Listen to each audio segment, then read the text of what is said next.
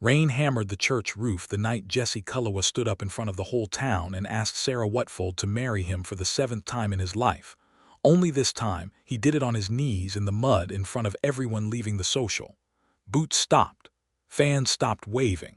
Sarah's mouth fell open.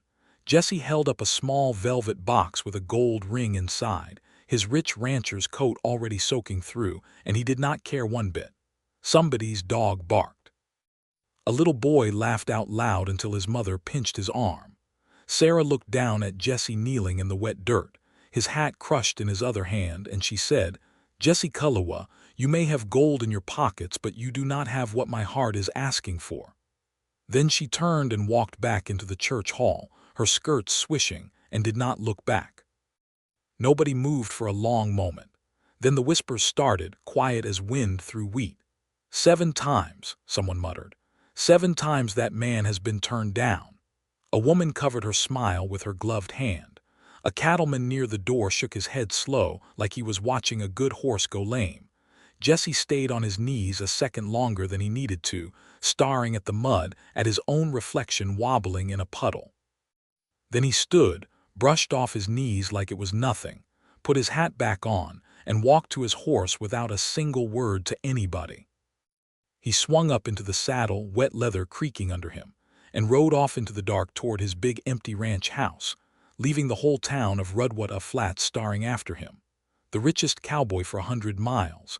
And still, somehow, the pussed man there. Ruth Ann Miller knelt in the mud outside the general store, gathering up spilled flour sacks that had split open when Clara accidentally bumped her basket, and she did not say one angry word. Flour dusted her patched sleeves white.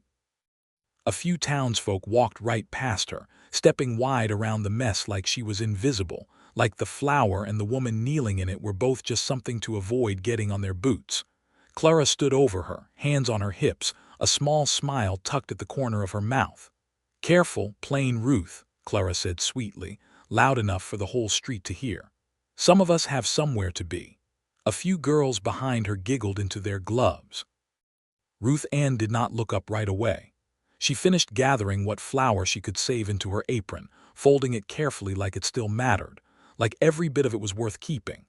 Then she rose to her feet, slow and steady, and looked Clara straight in the eye, not angry, not ashamed, just calm, the way still water sits calm even when somebody throws a stone in it.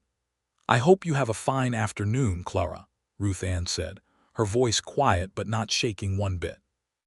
Clara's smile faltered for just a second, like she had expected tears instead of kindness, and did not know what to do with the silence that followed.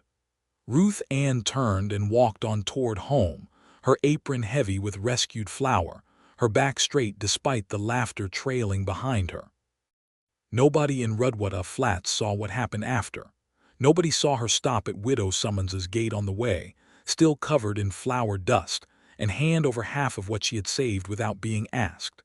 Nobody saw her kneel again, this time in her own small kitchen, and stretch that flour into 2 loaves of bread instead of one for her sick father, one wrapped in cloth and left quietly on the widow's step before sunrise. The town saw a woman nobody noticed.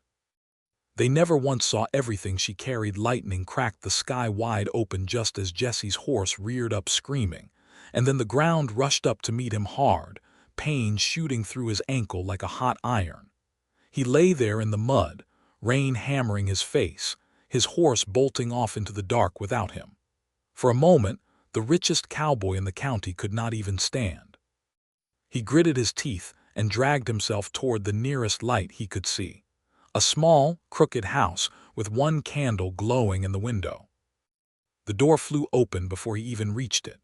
Ruth Ann stood there, soaked through in seconds, and did not hesitate for one heartbeat. She threw his arm over her shoulder and hauled him inside, out of the storm's roar, water pooling on her wooden floor. She did not ask who he was. She did not ask about his ranch or his cattle or his silver. She just knelt down, tore a clean strip from an old cloth, and wrapped his swollen ankle tight, her hands steady even as thunder shook the walls. Jesse watched her by the candlelight, stunned into silence. She fed him hot broth from a small pot that looked like it had not held much more than water for a while. She never once asked for thanks.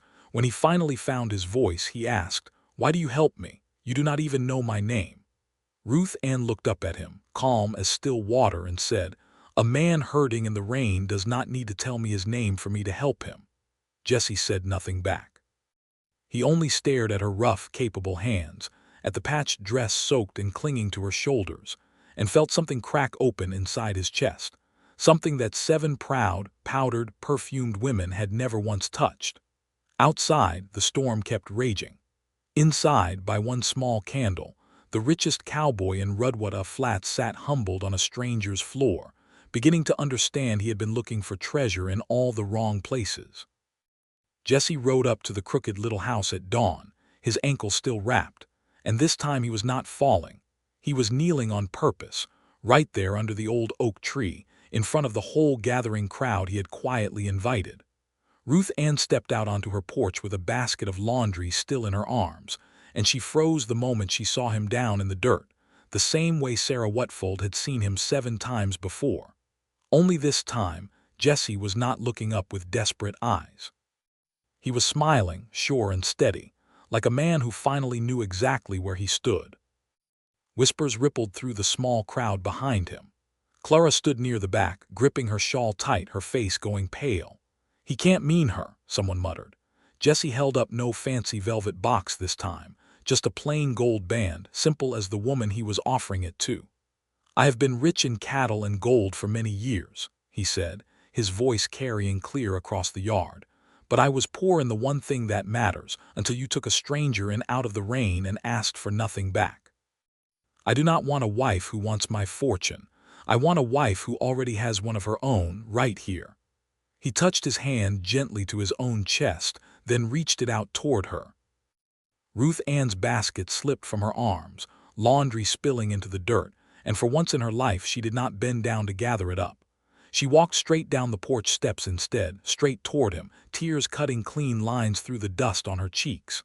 "Yes," she whispered, and then louder, "Yes, Jesse Cullewa, yes." The crowd broke into stunned murmurs, then slow applause, then real cheering. Clara turned and walked away before anyone could see her face. Old Ben Tucker, watching from the fence line, just smiled to himself and nodded, like he had known all along how this story was meant to end.